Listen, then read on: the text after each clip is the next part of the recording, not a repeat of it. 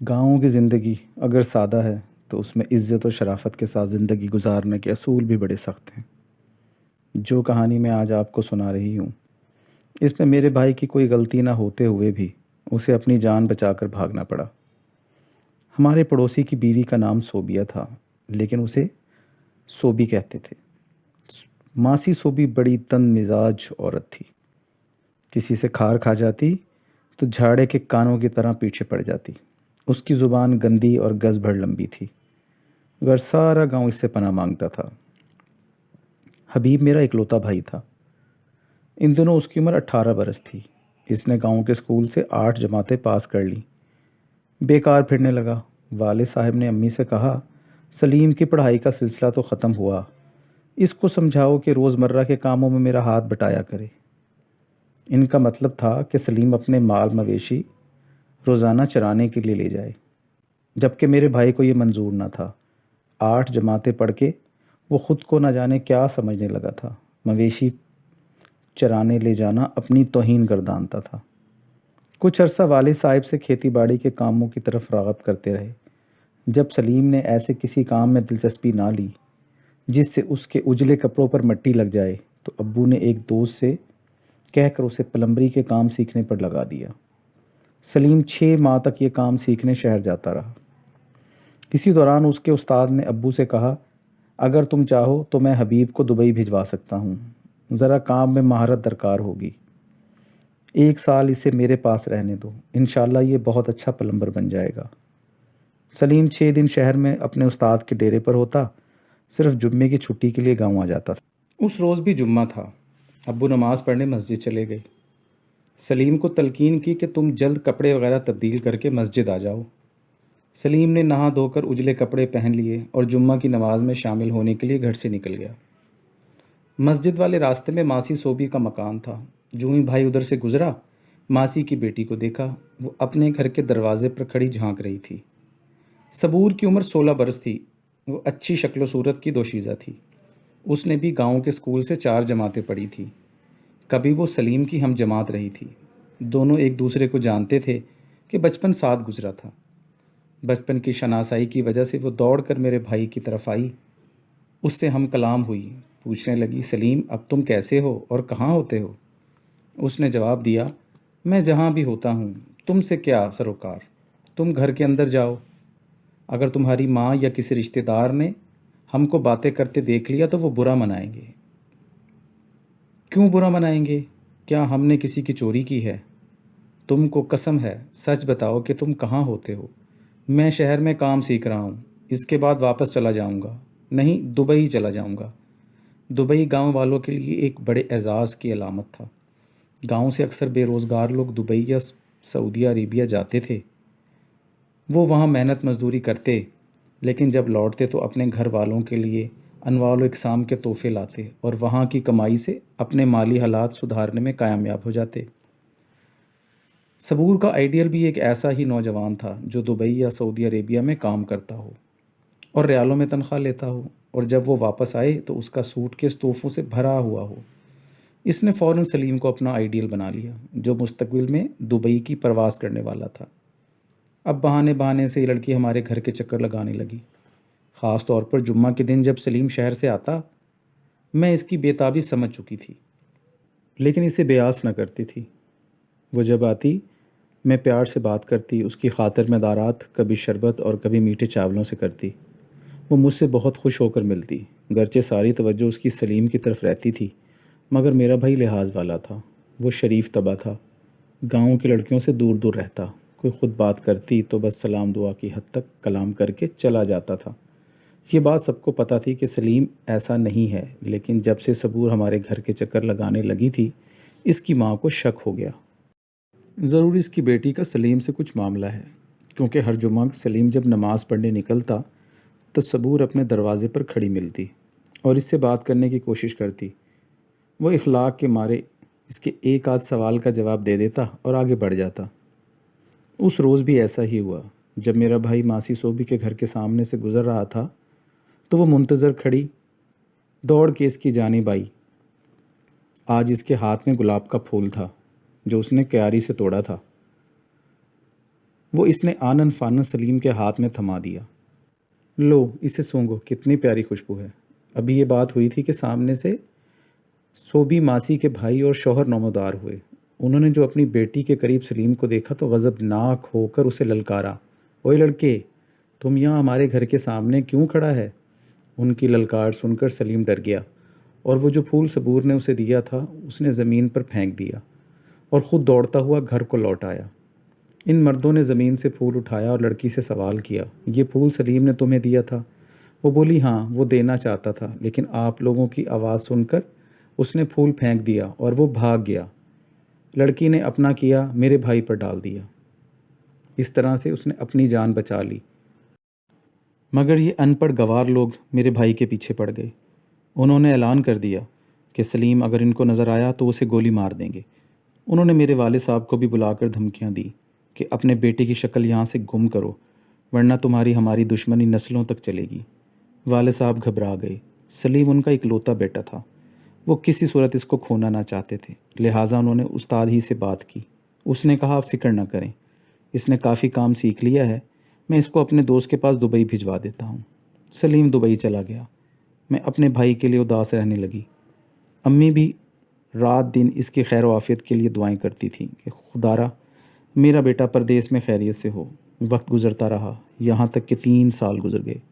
سلیم نے دبئی میں اچھا خاصا کمایا اور ہر ماہ ابو کو پیسے بھجواتا رہا۔ اس رقم سے والد صاحب نے اپنا کچا مکان پکا کروا لیا اور ہمارے مالی حالات بہت بہتر ہو گئے۔ امی کا خیال تھا کہ جب بیٹا لوٹے گا تو اس کا سہرا سجانے کا اہتمام کروں گی۔ اس غرض سے انہوں نے اپنی بہن خالہ شازیہ سے بات کر لی تھی، جن کی بیٹی سے امی سلیم کی شادی کرنا چاہتی تھیں۔ انتظار کی گھڑیاں طویل سے ہی ختم ہو جاتی ہیں۔ آخر وہ دن آ گیا جس دن کے ہم سب منتظر تھے۔ سلیم کا دبئی سے فون آیا کہ وہ فلاں دن گھر پہنچ رہا ہے۔ امی خوشی سے نہال تھیں، میں بھی پھول ہی نہ سماتی تھی کہ اتنے عرصے بعد میرا بھائی مالدار ہو کر لوٹ رہا ہے۔ ہم غریبوں کے لیے زندگی کی تھوڑی سی آسائشیں ہی مالدار ہونے کا احساس بخش دیتی ہیں۔ سلیم کے لوٹ آنے کی خوشی میں والدہ نے میٹھے چاول بنا کر مسجد میں تقسیم کروائے اور آس پڑوس میں بھی بھجوائے۔ میرے والدین نے سمجھا کہ گلاب کے پھول والا قصہ پرانا ہو چکا ہے، لہٰذا انہوں نے ماسی صوبی کے یہاں میٹھے چاولوں کی پلیٹ بھجوا دی۔ انہوں نے چاول لے لیے اور شام کو ماسی خود تشتری لوٹانے آئیں۔ مبارکباد بھی دی کہ سلیم خیریت سے لوٹ آیا تھا۔ جب صبور کو خبر ہوئی کہ میرا بھائی آ چکا ہے تو وہ کسی طرح اس کے دیدار کو تڑپنے لگی، کسی بہانے سے ہمارے گھر آ گئی۔ تب میں اس کی جرت پر حیران ہوئی۔ میں نے کہا، تم کو نہیں آنا چاہیے تھا۔ کیا تم چاہتی ہو کہ جو دشمنی مردوں میں تمہاری وجہ سے ہوتے ہوتے رہ گئی وہ قصہ دوبارہ جمع ہو جائے؟ خدارا اب تم ہمارے گھر سے دور رہو، تمہاری وجہ سے خون خرابہ نہ ہو جائے۔ اس نے میری بات کا برا مانا، بولی، ٹھیک ہے، آج آئی ہوں، دوبارہ نہ آؤں گی۔ ہاں تمہاری بڑی مہربانی ہوگی۔ میں اپنے اکلوتے بھائی کے پیچھے بندوق اور گولی کا کوئی واقعہ نمودار ہونا نہیں دیکھنا چاہتی۔ سلیم گھر پر نہیں تھا، وہ منہ بسور کر چلی گئی۔ اس کے ذہن سے میرے بھائی کا خیال چپک گیا تھا، شاید اسے اپنے دل پر قابو نہ تھا۔ وہ پھر سے پہلے کی طرح سلیم کی منتظر رہنے لگی تھی، بار بار اپنے دروازے سے جھانکتی کہ شاید وہ ادھر سے گزرتے ہوئے نظر آ جائے۔ جب کوئی کسی کی اتنی زیادہ جستجو کرتا ہے تو تمنا بار آتی ہے۔ ایک روز مغرب کے وقت سلیم اپنے دوست سے مل کر گھر آ رہا تھا۔ جو ہی وہ ماسی صوبی کے گھر کے قریب سے گزرا، اسی وقت صبور چھلاوی کی طرح دروازے سے باہر آ گئی، جانے وہ کب سے منتظر کھڑی تھی، یا پھر یہ اتفاق تھا۔ بہرحال اس نے سلیم کو دیکھا اور بے اختیار اسے پکار لیا۔ سلیم نہ رکا، لیکن ماسی صوبی کی بیٹی کی آواز سن لی اور وہ گھر سے نکل آئی اور دروازے سے باہر آ گئی۔ آگے بڑھ گیا تھا، لیکن بے قرار بیٹی اس کے ہاتھ آ گئی۔ ماسی صوبی نے جوتا اتار کر لڑکی کو مارنا شروع کر دیا اور اسے مارتی ہوئی اندر لے گئی۔ بولی، بدبخت کس کس کو موت کی آواز دینا چاہتی ہے، خود تو مرے گی ہی۔ اس روز پانی لگانے کی باری صبور کے باپ اور بھائی کی تھی۔ یہ دونوں گھر سے کافی دور اپنے ذمہ دار کے کھیتوں کو سراب کرنے گئے ہوئے تھے۔ انہوں نے 3 روز بعد گھر لوٹنا تھا۔ صبور کے لیے یہ بے خوفی اور آزادی کے دن تھے، لیکن ماں نے اس کی ایک نہ چلنے دی اور اس کو کمرے میں بند کر دیا۔ بدقسمتی سے جس کمرے میں وہ بند تھی اس کی دیوار میں ایک کھڑکی بھی تھی، جو ان کے گھر کے عقبی طرف کھلتی تھی۔ اس طرف ایک میدان تھا جہاں گاؤں کے لڑکے کبھی کبڈی اور کرکٹ کھیلتے تھے۔ اس روز ان کا کرکٹ کا میچ تھا۔ دو لڑکے ہمارے دروازے پر آئے اور میرے بھائی کو خاص طور پر اپنا میچ دیکھنے کے لیے مدعو کر گئے۔ وہ پرانے دوستوں کے اصرار کی وجہ سے میچ دیکھنے چلا گیا۔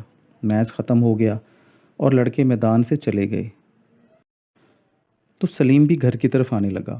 تبھی اس کو کسی نے آواز دی، سلیم سلیم ادھر دیکھو، اس طرف آ جاؤ۔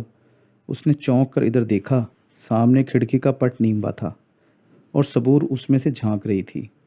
بھائی ٹھٹک کر ٹھہر گیا۔ ابھی تک اس کو سمجھ نہ آ سکا تھا کہ کون اس کو پکار رہا ہے۔ تبھی وہ لڑکی کھڑکی کی اندر کی زنجیر کھولنے میں کامیاب ہو گئی اور آنن فانن کود کر باہر نکل آئی۔ ماسی سوبی اپنے کمرے میں سو رہی تھی۔ وہ شوگر کی مریض تھی اور کافی موٹی تھی، تھوڑا سا کام کاج کر کے تھک جاتی تھی۔ وہ تو گھر کا تالا لگا کر اطمینان سے سوئی ہوئی تھی کہ بیٹی باہر نہ جا سکے گی، مگر پاگل صبور میرے بھائی کی محبت میں عاقبتنا اندیش ہو چکی تھی۔ اس نے کچھ نہ سوچا، دوڑ کر سلیم کی طرف آ گئی۔ اس کو یوں یک سامنے دیکھ کر وہ گھبرا گیا۔ اس نے کہا، واپس گھر لوٹ جاؤ، اس سے پہلے کہ تم کو یہاں کوئی میرے ساتھ میدان میں دیکھ لے۔ ابا اور بھائی کھیتوں میں پانی لگانے گئے ہیں۔ کس کا ڈر ہے؟ ماں سو چکی ہے۔ تم 2 گھڑی بات کر لو، پھر ایسا موقع نہ ملے گا۔ تم کو خدا کا واسطہ ہے، تمہارے لیے بہت بے چین ہوں۔ ایک لمحے کو بات سن لو، 3 سالوں میں تمہارا انتظار کر رہی تھی۔ سلیم کو اس لڑکی سے محبت نہ تھی، مگر اس کے والہانہ انداز کی وجہ سے وہ مزید گھبرا گیا کہ کہیں پاگل پن میں یہ کوئی غلط قدم نہ اٹھا لے اور اس کو بڑی مصیبت میں ڈال دے۔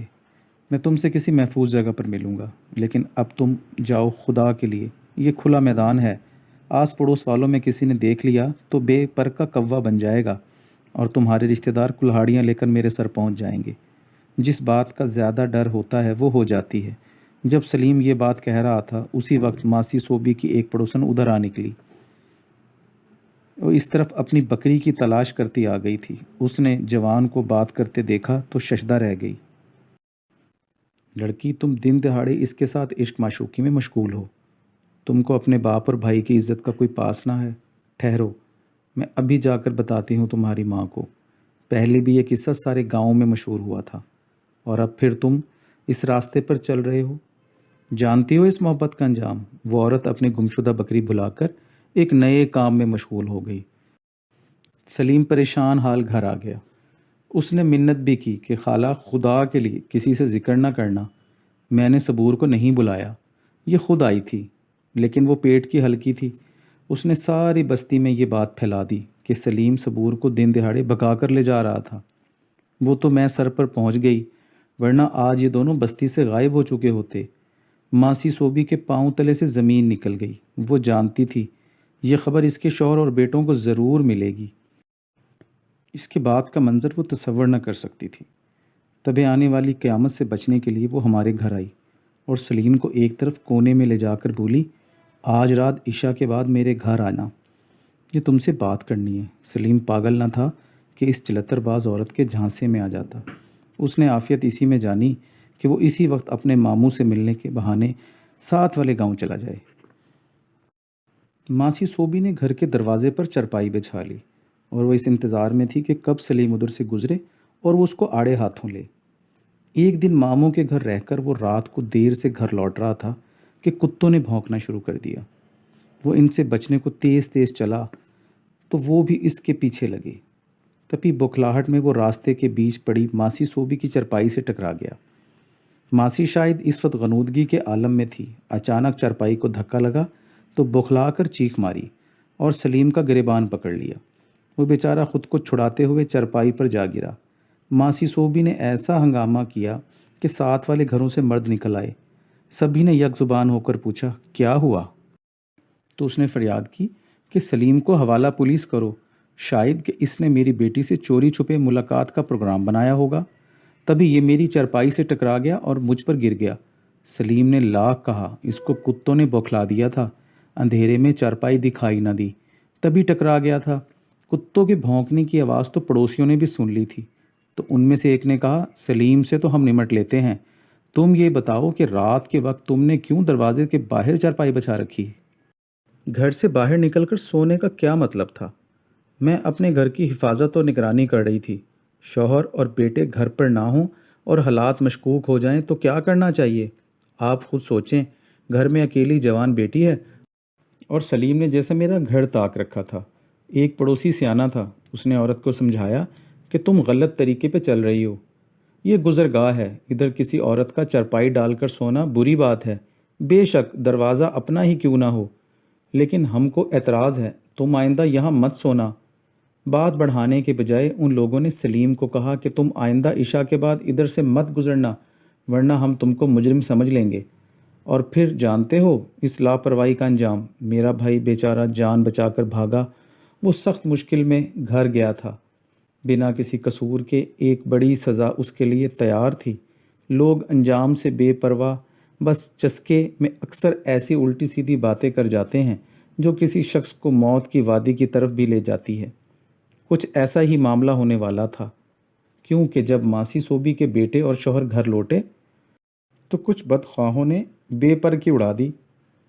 मामला इनकी समझ में ना आ रहा था। पड़ोसी फसाद के खौफ से चुप थे, क्योंकि उन्होंने सलीम को किसी लड़की से बात करते ना देखा। अलबत्ता मासी सोबी और चरबाई वाला मामला तश्ते अब्जाम हो गया। मासी के शौहर ने बाज पर्स की तो उसने सच बात बता दी कि घर की हिफाजत के ख्याल से चारपाई बाहर बिछाई थी। सलीम को रात के अंधेरे में दिखाई न दिया। वो ठोकर खाकर औंधे मुंह चारपाई पर गिर गया तो मैंने डर के शोर मचा दिया। शौहर ने आंखें निकाल कर कहा, सलीम इतनी रात गए इधर क्यों आया था? वो घर से इधर नहीं आया था। किसी के मुंह पर कौन हाथ रख सकता है? हालांकि ये सोचा भी नहीं जा सकता कि सलीम अपनी माँ जैसी उम्र वाली औरत के साथ बदनीयती का सोचेगा। इन हालात की वजह से अब्बा मजबूर हो गए वो अपने इस गांव को खैरबाद कहें, जहां उनके आबाओ अजदाद की कब्रें थीं। मेरे वालिद यहाँ पैदा हुए, पले बड़े, औलाद वाले हो गए थे। हम लोग भी इसी जगह पैदा हुए थे। हमको अपने गांव से बहुत मोहब्बत थी, लेकिन मजबूरी थी। गांव ना छोड़ते तो कल जाने क्या हो जाता, क्योंकि गांव में अगर एक बार किसी की इज़्ज़त ख़राब हो जाए तो फिर लोग उसको मशकूक जान लेते हैं और इस पर एतबार नहीं करते। हमारा घर बार छोटा, खेत खलियान औने पौने अब्बा ने बेच दिए। फिर हम वहाँ से कूच करके मामू वाले गांव में जाकर आबाद हो गए। जिस रोज़ हम जा रहे थे, सबूर अपने दरवाजे पर खड़ी झांक रही थी। वो बड़ी हसरत और दुख से हमें जाता देख रही थी। इस वक्त भी भाई के चेहरे पर भी अफसुर्दगी थी। काश सबूर बीबी को अकल होती, हमको अपना गांव न छोड़ना पड़ता। दिल की लगी है ही ऐसी चीज़, इसमें अकल जाती रहती है। आज भी अपने गांव के दरख्तों की ठंडी छाँव और अपना घर बार याद आता है तो दिल को ठेस ही लगती है। एक हम जोली से सुना था, सबूर ने शादी नहीं की। घर वाले मार कर प्यार से हर तरह उसे समझा कर देख चुके हैं, लेकिन वो अभी तक मेरे भाई की याद में जी रही है। सलीम वापस दुबई चला गया। वक्त के साथ मज़ीद तरक्की की, वहीं शादी भी हो गई और अम्मी अब्बू को बुला लिया। मेरी शादी करके अब सब ऐसे वतन से दूर हो गए, शायद ही लौट कर आएं। ज़िंदगी ऐसा पलटा खाएगी, कभी सोचा भी ना था।